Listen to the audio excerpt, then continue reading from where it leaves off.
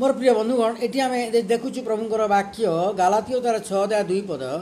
परस्पर भार बहन कर यही प्रकार तुम्हें माने ख्रीष्टंक व्यवस्था सफल कर परस्पर भार बहन करने अर्थ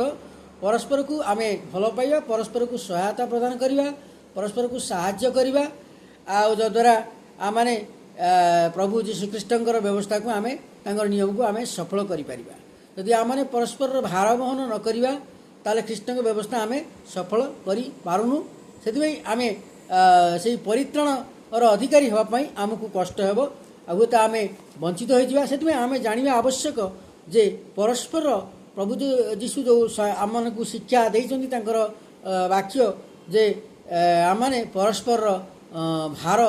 आम बहन करवा परस्पर को सहायता प्रदान करवा एवं परस्पर निमंते आम प्रार्थना करवा एवं परस्पर परित्राण निमंते आम प्रार्थना करी आजपरी से परित्राण रास्तार चली मुक्ति पाइबे से आम प्रभुंक निकट में आम प्रत्येक निमंते प्रार्थना करिवार आवश्यकता रही एवं परस्पर भार बहन करिवार आवश्यकता रही जद्वारा आम प्रभु जीशुख्रीष्टर व्यवस्था को आम सफल करि परिबा।